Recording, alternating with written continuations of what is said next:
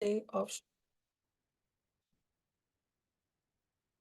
Today is the 12th day of the Bhagavatam series that we are going through. That is 21 days Srimad Bhagavatam challenge. And today we have a wonderful speaker with us, His Grace Brajsundar Prabhu, and he will be enlightening us on the topic of Gajendra Moksha. So before I hand over to Prabhuji, it's my great honor and privilege to introduce Prabhuji.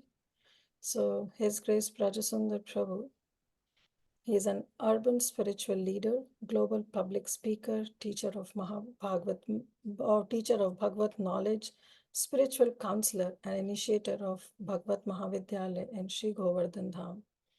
Prabhuji is an initiated disciple of His Holiness Srila Radha Govinda Das Goswami Maharaj, and he has trained thousands of devotees with various ways of studying and teaching Srimad Bhagavatam. For North America, ISKCON Bhagavad Mahavidyalaya, also Prabhuji is the director of academics. So on behalf of ISKCON Bhagavad Mahavidyalaya North America, I would like to welcome our today's speaker, His Grace Brajsundar Prabhu, and along with that, I welcome all of you to this session. Thank you so much for your association. Thank you so much, Brajsundar Prabhu, for sparing some time for all of us. You can take over. Hare Krishna, Dandavat Pranams. Thank you so much, Peter Sundari Mataji. Thank you so much. I hope I'm audible to all of you. Yes, Prabhuji, you are audible, but your video is lagging. There is a lag in your video. Okay. Can't much help. Right. Okay. So this is 2 a.m. in the morning for me in Europe. I'm right now in Amsterdam. So good morning from my side. So let us begin our subject matter of discussion today, which is Gajendra Moksha. First of all, I want to thank all of you for taking shelter of Srimad Bhagavatam, for joining this 21 days reading challenge. I hope all of you are studying also. So there are familiar faces here with me. So very good morning to all of you as well. So let us begin our journey today on the discussion of the subject matter of Gajendra Moksha.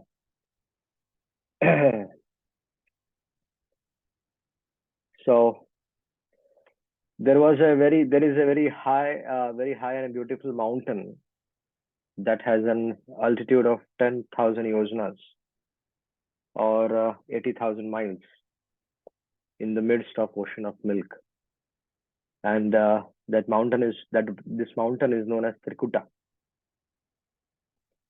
So in a valley of Trikuta, there was a very nice garden called as Rutumat, which was personally constructed by Varuna. And in that area, there is lake. So once what happened that once the chief of the elephants, whose name was Gajendra, so along with the female elephants, Gajendra had a big family. So along with the female elephants, he was wandering in that area, and he went to enjoy the bathing in that lake with the entire family, and they disturbed by their sporting activities. They disturbed the inhabitants of the water, and because of this, what happened? The chief crocodile in that water, who was very powerful, very powerful, immediately attacked the elephant's leg, and then there started a great between the elephant and the crocodile. This fight was so severe that it continued for around 1,000 years. So neither the we should understand this particular episode is not from this Bhumi. This is happening in the higher planetary systems. That's why the calculations are also different. So this fight continued for 1,000 years.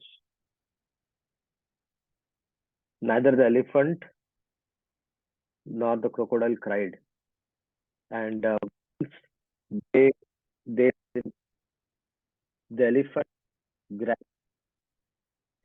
becoming Prabhuji, your voice is breaking now. okay. 1 second, 1 second.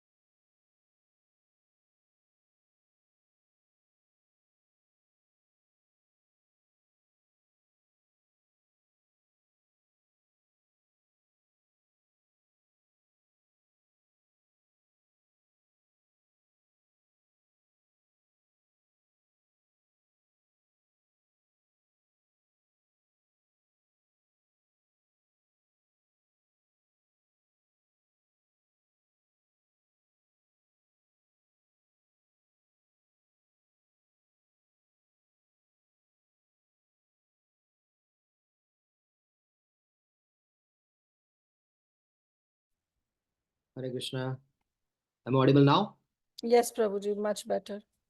Okay, good. Somebody has to make me co-host so that I can, or Sure, Prabhu, I'll make it.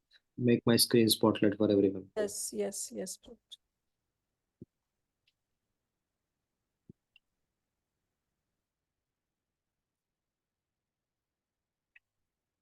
Okay. Yes. So the fight continued for 1,000 years, and neither the elephant nor the crocodile died.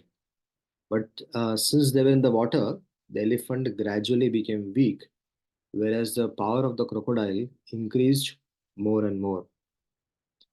So, thus the crocodile became more and more encouraged, and the elephant, being helpless and seeing that there was no other way of his protection, he sought shelter at the lotus feet of the personality of Godhead. This is a very interesting uh, scenario wherein how an elephant uh, could seek shelter of the personality of Godhead.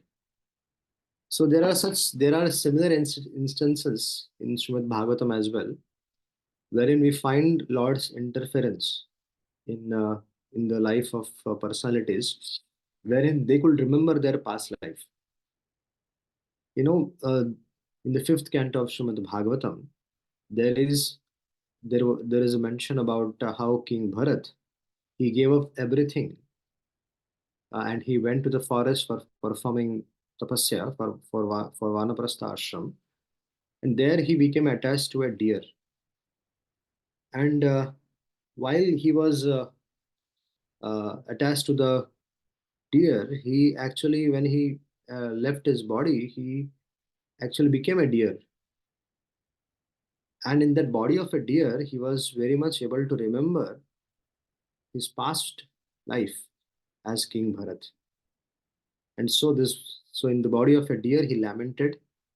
In the body of the deer, he realized his mistake, and then, in a prayerful way, he gave up his body in the river Gandaki.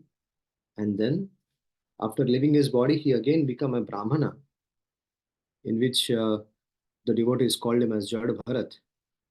So Jad Bharat was also able to remember the past life as as a deer, and he was able to remember the past life as King Bharat as well. So here we can see that Lord's interference is there.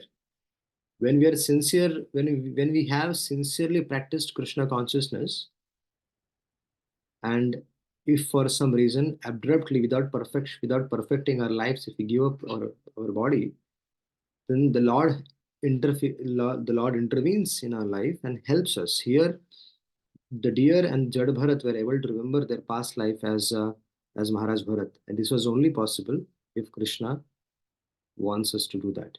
So it was Lord's causeless mercy. Very few, very few people in the world, they have actually this facility of they could remember their past lives. I also know a person in the village of Bihar, is the devotee called as Sangeet Madhav Das, who knows his past two births, and somehow by Lord's arrangement, he is now a very serious devotee. So there are some practical examples as well.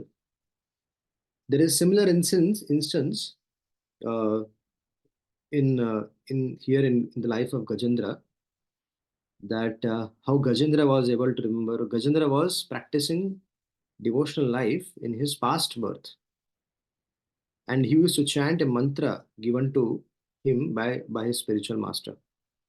And that's why this Gajendra, now he was in great difficulty. So Gajendra became,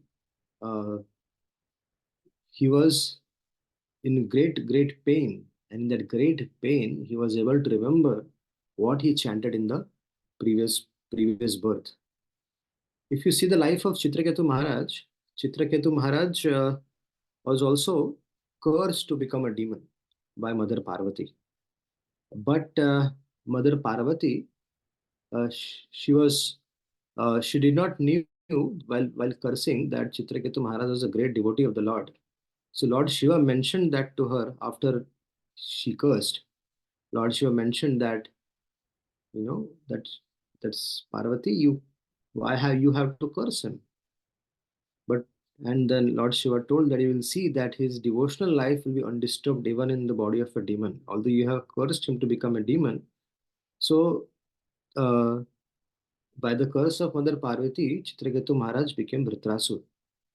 But in the body of Vritrasur, he was very much aware of his past presence and his past life, and also he was uh, able to continue his devotional service. When Indra and Vritrasur were fighting with each other, at that time, Indra, uh, at a point, the point came in Indra actually was ashamed that he was fighting against such a great and elevated personality, because he saw all the symptoms of a great personality, all the symptoms of a Mahabhagavata in Vritrasur. So Indra was amazed that how can a demon who was supposed to be in the mode of ignorance is showing symptoms of a Mahabhagavata. And Indra was not convinced that he should kill Vritrasur. So there was such situation. So so Gajendra, the king of elephants, he was a king. Uh, he was a very well known king called as Indradumna. And and as a king Indradumna, he took Vanaprastha ashram, and he was performing tapasya on the Malaya Parvat. Malaya Hills is a very special hill where a lot of great personalities they reside there.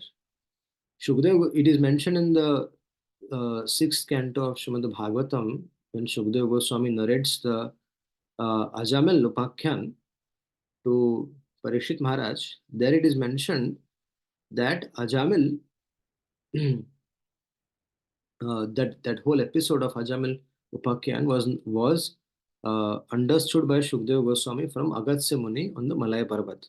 So even Shukdev Goswami came here to understand that particular thing, and it was very confidential subject matter which was narrated to Shukdev Goswami by Agastya Muni himself. So as a human being uh, in the body of King Indradumna, he learned a prayer to the Supreme Lord, and fortunately he remembered that prayer and he began to chant it to himself. So first, he offered his respectful obeisance to the Supreme Lord as Gajendra, and because of his awkward position, in having been attacked by the crocodile, he expressed his inability to recite prayers nicely. Nonetheless, he tried to chant that mantra and expressed himself in a words. He was praying that, O Supreme Personality of Godhead, you are the causes of all the causes, the original person from whom everything has emanated. You are the root cause of this cosmic manifestation, and the entire cosmos rests in you. Yet you are transcendental, for you do everything in relation to the material world through your external energy. And so Gajendra was saying, my dear Lord, he was praying to the Lord, he was saying that you are eternally situated in the spiritual world, in the Vaikuntha, where you engage in various sweet pastimes with your devotees. The material world is a product of your external energy or material nature, which works under your direction. Imagine an elephant praying such prayers to the Supreme Personality of Godhead. It is very important that there are so many prayers in Srimad Bhagavatam. So we should they are been kept so that devotees, practicing devotees like us, they take advantage of these prayers and they should learn it by heart, and should also include in our prayers to Lord Krishna. So Gajendra was saying that the material world uh, is product of your external energy and it works under your direction. So it is thus that the creation, maintenance, and annihilation takes place. The Lord has exist at all times. This is extremely difficult for a non for a non-devotee to understand.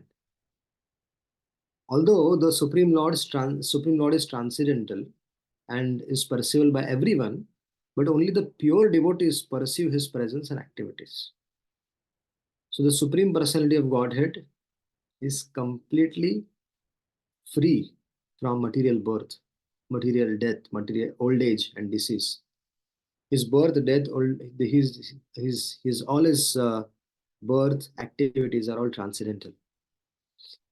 Indeed, if anyone in the material world takes shelter of him, he also becomes situated in the transcendental position. It is said, Janma Karma Cha Me Divyam. This is applicable for the Lord, but also if for his pure devotees as well. So for his, just like the Lord's birth activities are transcendental, similarly, for his pure devotees, also their birth activities are transcendental. The external energy of the Lord does not uh, intervene or disturb the life of the pure Anala devotees. The Lord's, just like Lord's appearance, Lord's disappearance, and other pastimes are not at all material. So one who knows this secret, in the Bhagavad Gita also this is said that one who knows this secret can enter the kingdom of the God. Now you need to understand knowing and realizing it is also very important.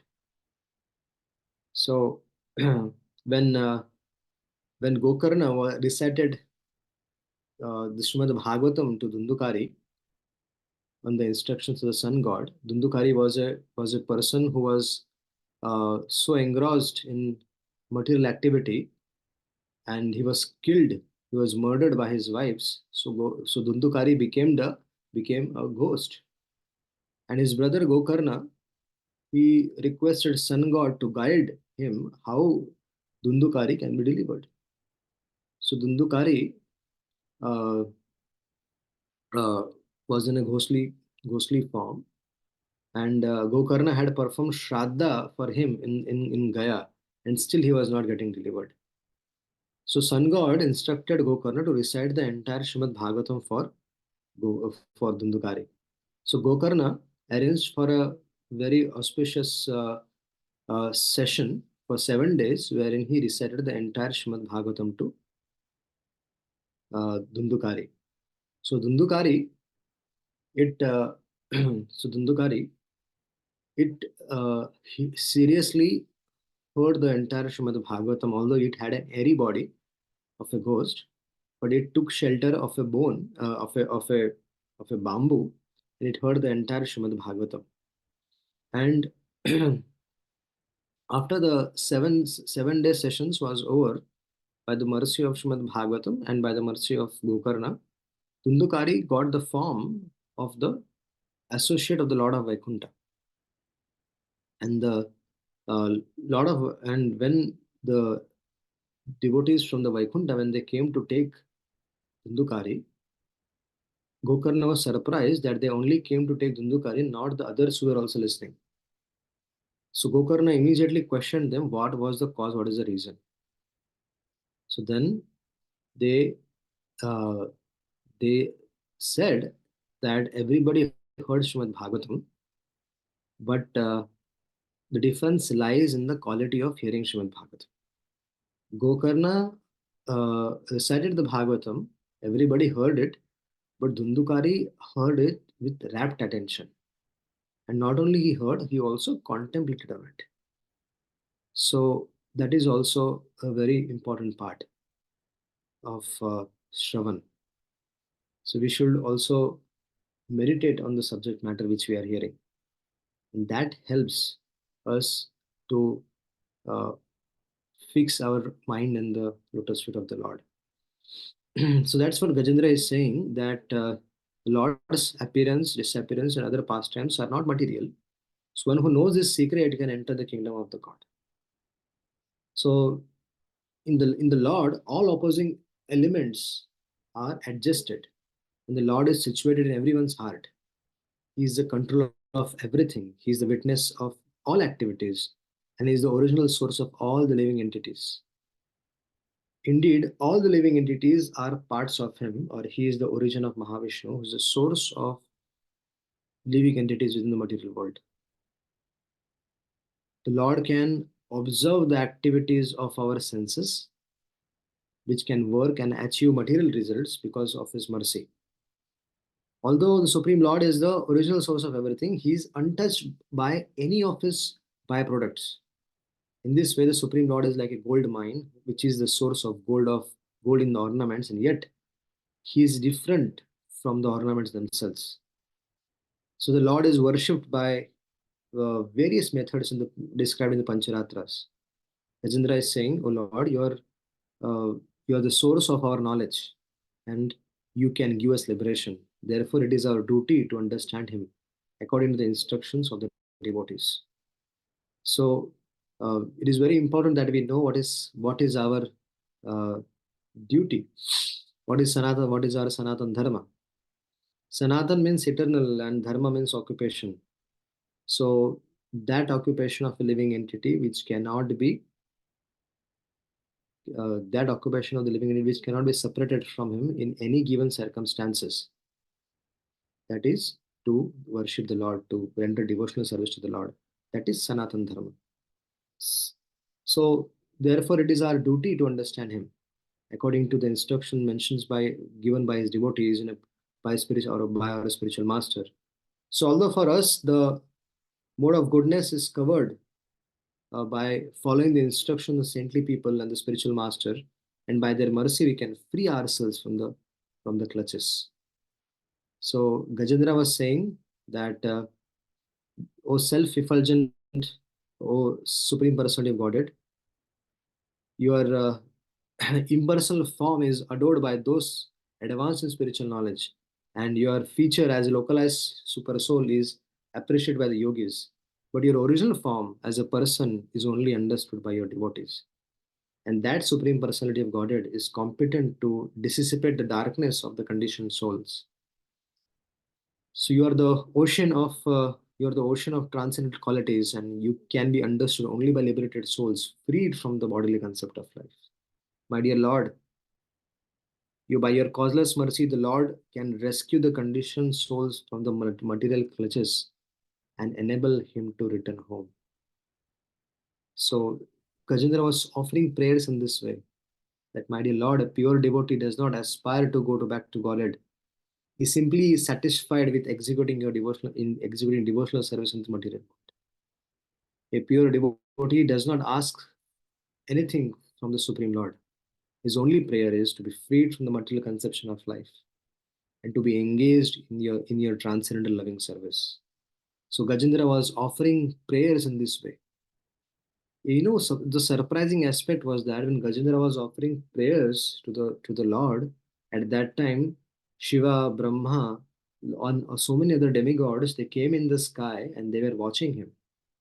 And the devatas like Indra and others, they were playing jokes on him. They were cracking jokes on him, saying that this how can a dumb elephant like him is praying to the Lord Hari for rescue? If he wanted, he could have asked us. He's seeing us, but he's not calling us for help. So he should have called us, and we could have gone and helped him. But because he's not calling us, we are not going to help him. So Gajendra offered praise directly to Supreme Lord without mistaking him for one of the demigods.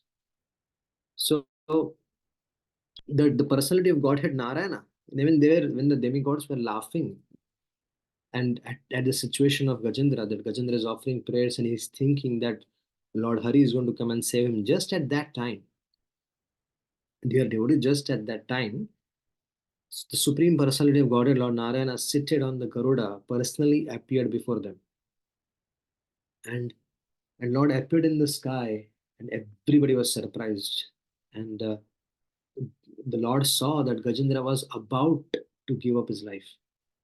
Those prayers were the final prayers which were with his all his strength which he had in his body, and with all his energy he could offer those prayers. The Supreme Lord reciprocated to him. He appeared there and he could see that Garuda is very slow because his devotee Gajendra is going to give up his body. So Lord got down from Garuda and he went at a further speed, much faster than Garuda, and he lifted Gajendra. He lifted Gajendra by his trunk, and Gajendra also, when he saw the Supreme Lord in the sky, Gajendra immediately because the Lord has come, so Gajendra actually he took a lotus flower which was in the lake, and he took that and he offered it to the Lord, and the and then Lord, so that gesture of Gajendra offering lotus flower to the Lord was very much appreciated by the Lord. That even in that painful situation, he saw the Lord and he thought of offering of a lotus flower to the Lord. So Gajendra, by lifting his trunk, he also offered obeisances. And the Lord immediately pulled him from the water, along with the crocodile who had captured his leg. So then the Lord killed the crocodile and rescued his dear devotee Gajendra. Now, there is a very interesting uh, life of Gajendra and also that crocodile. So there was a king. Uh, there was a king on the Gandharva planet whose name was Hu Hu. And once this king Hu Hu was enjoying with a woman in the water, and while enjoying, he pulled the leg of Devala Rishi, who was also taking bath in that water. And upon seeing the sage became very angry and immediately cursed him to become a crocodile. So King Huhu was very sorry when cursed in that way, and he begged pardon from the sage. So the sage who in compassion gave him the benediction that he would be freed when Gajendra was delivered by the Supreme Personality of Godhead. So he instructed Huhu that you will be delivered when Gajendra, the king of elephant, he comes in the water. At that time, he will be fortunate to be delivered by the Supreme Personality of Godhead himself. So you should go and catch hold of the Gajendra's lotus feet. So and who remembered the instructions in the form of a crocodile. And interestingly, when Gajendra came, the king of the elephants, Gajendra came in the water, he caught hold of Gajendra's feet, and the Lord when he came and rescued Gajendra, at that time crocodile was also delivered. it was killed by Lord Narayana. So when Gajendra, by the mercy of the Lord, he became the Lord's associate in Vaikuntha. He got he got 4 hands, and he achieved Sarupya Mukti, or the liberation of receiving his spiritual body exactly like that of Lord Narayana. Now, who was Gajendra in his previous birth? As I mentioned before, Gajendra was a great devotee of Lord Vishnu, and his name was Indradumna, and he was a king of Tamila country. And following the Vedic principles, the king retired from the family life and constructed a very small cottage in the Malaya hills, where he was worshipping the Supreme Personality of Godhead in great silence. So, one fine day, Agastya Rishi, the same Agastya Rishi who narrated the Ajamil Upakhyan to Shukdev Goswami, that same Agastya Rishi, along with many disciples, once approached King Indradumna in his ashram. Now, because the king was meditating on the Supreme Lord, he could not receive Agastya Rishi properly. Now, how could he receive? Because he was in the meditation. Thus, the Rishi became very angry and cursed the king to become a dull elephant. Now, very interesting scenario is that uh, many times the devotees, as we understand that Agastya Rishi was offended by Indradumna, but there was no offense by Indradumna, because King Indradumna did not even knew that Agastya Rishi came there. So he was silently meditating on the Supreme Personality of Godhead. And because he could not receive Agastya Rishi properly, Agastya Muni was upset. So the Rishi became angry and cursed him to become a dull elephant. So in the accordance with this curse, the king was born as elephant. And he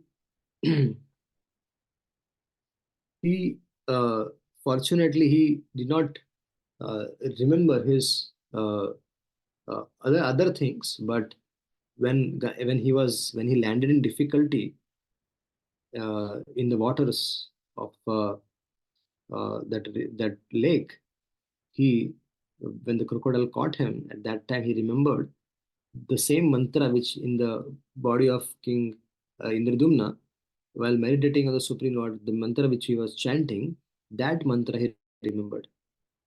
So in his birth as an elephant, when he was dangerously attacked by the crocodile, he remembered his past life in devotional service and remembered a prayer he had learned in that life. And because of this prayer, he again received the mercy of the Lord. So thus he was immediately delivered, and he became one of the associates of the Lord. So Shukdev Goswami, he ends this subject matter uh, by beautifully narrating this Gajendra Lila. He ends this subject matter here. But we should understand that there are so many such pastimes of various devotees in the Srimad Bhagavatam, and one should take advantage of such uh, such great narrations in Srimad Bhagavatam. The best and easy way to attain perfection in life is to hear, is to chant, and about the glories, about Lord's glories, His name, His fame, and also the glories of the devotees. Srimad Bhagavatam has uh, Krishna's name, fame, pastimes, his incarnation's name, fame, pastimes, his devotees' name, fame, pastimes. Srimad Bhagavatam has everything in it which is needed for attaining perfection. So Srimad Bhagavatam is not in any ordinary book. Just like we know that Lord appears in the form of Lord, Lord Ramachandra, he appears in the form of Narsingh Dev, he appears in the form of Varahadev, he appears in the form of Matsya, he appears in the form of Kurma. So also he appears in the form of Srimad Bhagavatam. He's there in the form of holy name, he's there in the form of devotees, and there in the form of the deities, and also he's there in the form of Srimad Bhagavatam. So Lord, when the Supreme Personality of Godhead, when he was in Dwarka at that time, the devatas headed by Brahmaji and Lord Shiva, they came thanking the Supreme Lord for his service for establishing dharma. And they requested, dear Lord, that if you wish to continue, you can, but your time for your departure is now very near, so you should plan for it. And so the Lord agreed to their proposal, and then the Supreme Lord called the entire Yadu dynasty. He had a meeting with them, and explaining that the Yadu dynasty, dear members of the Yadu dynasty, you have been cursed by the Brahmanas. So it is very inauspicious that that the Yadu dynasty has been cursed. So it is, we will have to do something. So we'll have to go to Prabhasa Kshetra. So the Lord indicated that, and then we all have to go to Prabhas Kshetra, perform charity, and lot of other things. So at that time, Uddhavji, he realizing uh, the the situation, he approached the Supreme Lord in confidence, and he asked, "My dear Lord, what is your plan? Are you planning to leave?" And the Lord said, "Yes, I am planning to leave." So the Uddhavji said, "What is the arrangement for all of us? For how will we survive, and how will, if you're bereft, uh, uh, if you're not there on the planet, what is going to happen is Kali Yuga is going to show its effect, and he'll make the life of the common man very miserable. So it's important that you make some arrangement for us. Or my request is that you should not go." But the Lord convinced Uddhava, and he said that I'll be there in the form of Srimad Bhagavatam. I'll come, I'll invest all my powers, all my energy in the form of Srimad Bhagavatam. Sutta Goswami Pad confirms this. He says that Krishna Sudhama Pagate Dharma Jnana Divisaha Kalau Nashtam Rashadesha Puranar Kodunaditaha. That Krishna is there in the form of Srimad Bhagavatam. And Srimad Bhagavatam is the life and soul of our Gaudiya Vaishnavas. So it is very important that we make Srimad Bhagavatam as a part of our everyday life. Very simple way of serving Srimad Bhagavatam is hearing about it from the uh, lips of the devotees of the Lord, reading it, self study of Srimad Bhagavatam, and then also propagating it to the best of our capacity. Self study is very important, and self study uh, helps us in developing connection with Srimad Bhagavatam. Srimad Bhagavatam, as I said, is Krishna himself in the form of the book. So it does reciprocate as well. It reciprocates to its devotees. Just like we offer a prayer to the Lord in the temple and at our home, we serve the Lord, and the Lord gradually reciprocates with its devotees. It accepts our prayers, it reciprocates. So also is Srimad Bhagavatam. Srimad Bhagavatam also is a deity, is Krishna himself. So it also reciprocates with its sincere followers. If you, in a humble state of mind, if you study Srimad Bhagavatam, what will happen? The Srimad Bhagavatam will also reveal itself to us. Srimad Bhagavatam is not a is not a dead book. It's alive, and it reciprocates with its sincere followers.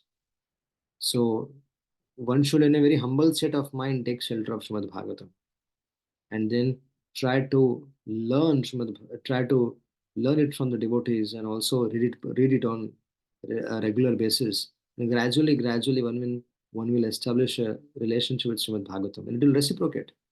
How will it reciprocate? It will reveal its deep inner meanings to you. And also, one should preach uh, with our capacity. We don't have to be a big scholar. Uh, Srimad Bhagavatam is very simple. Whatever you have heard, whatever you have studied, you should simply glorify that with your capacity the Lord has given us. And that's how, in this way, we can perfect our existence, perfect our life. And I'm very grateful and thankful for the devotees who are coordinating this 21 days reading challenge. They're putting their sincere effort in ensuring that all of you are taking shelter of Srimad Bhagavatam. So I'm very thankful to this beautiful, amazing team who are working actually day and night for propagating Srimad Bhagavatam in North America. So very grateful to the team, and very grateful to all of you who are responding to their request and taking shelter of Srimad Bhagavatam. So thank you so much, and have a nice uh, events. There are a lot of courses, a lot of senior sannyasis and senior devotees are going to come to help you. Any other questions, if you may have, we can take. Hare Krishna, Prabhuji. Thank you so much. Very, very wonderful session. The way you completed with so many lessons to learn from this wonderful pastime of Gajendra Moksha. I'm really grateful to you that even at midnight, almost 2 o'clock, still you are here glorifying Srimad Bhagavatam. Thank you so much. Yes, Rani Mataji, Prabhuji, please go ahead. Hare Krishna, Prabhuji, Dandavat Pranam. Very nice class. Prabhuji, just wanted to understand, like Agastya Muni has offended Indradyumna Maharaj, who's a Vaishnava, isn't it, Prabhuji? So, I mean, what is the repercussion for him? Vaishnava Aparadh is very is offensive, right, Prabhuji? So, I mean, just wanted to understand, Prabhuji, if you can just kindly explain. Thank you very much. Okay, so neither Indradumna Maharaj offend Agastya, neither Agastya offend Indradumna. Agastya Muni came there. Agastya Muni has cursed Indradyumna Maharaj when he was meditating on the Lord, isn't it, Prabhuji? Yes. So now Agastya Muni is an authority. He was a spiritual authority, and if you see if you carefully read those purports, where Srila Prabhupada also mentions that Agastya Muni, inspired by the Lord, came there, and the Lord inspired him to to uh, utter that curse to so that Indradumna can become elephant. Mhm. So there definitely the Lord's intervention is there in that.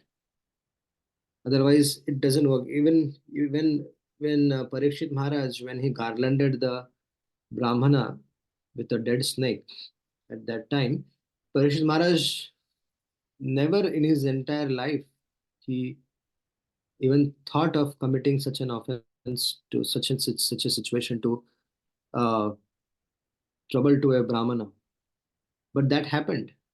That happened.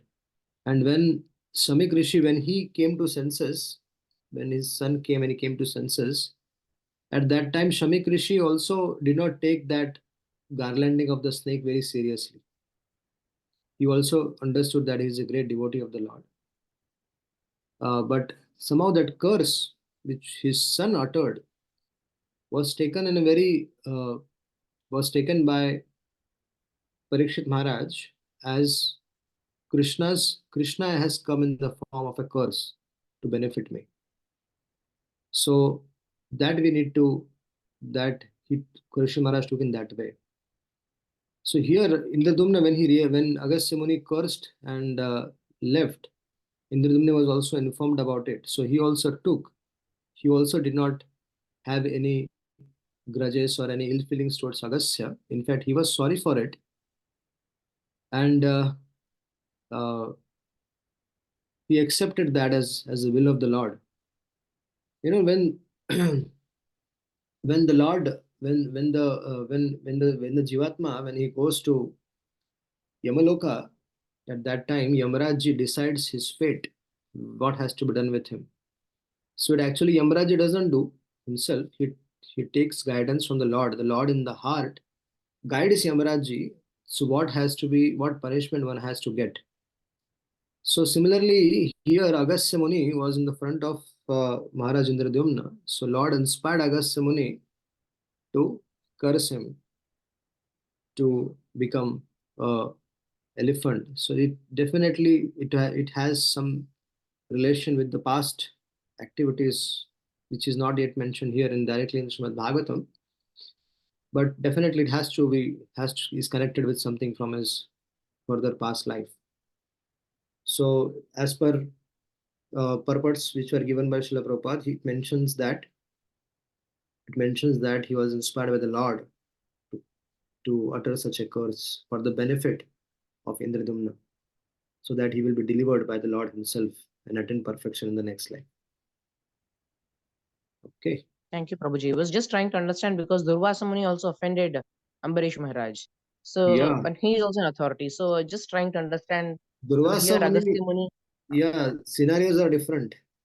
Durvasa Rishi is not an authority on bhakti. Durvasa Rishi was a powerful yogi. He was not authority in devotion. Ambarish Maharaj was authority in devotion. Yeah. So he offended that. So uh, you tried to connect that both, but yes, the circumstances were different, and the Lord had different arrangements in different circumstances for different devotees. Thank you, Prabhuji. Hare Krishna. Hare Krishna. Thank you, Prabhuji. Shri Priya Prakash, you can go ahead now. Mataji. Hare Krishna, Mataji. Hare Krishna. Thank you, Mataji. So, Hare Krishna, Prabhuji. Dandavat Pranam. Yes. So, thank you, Prabhuji. The class was really blissful to hear. As you said, it is so sweet to hear Bhagavatam again and again.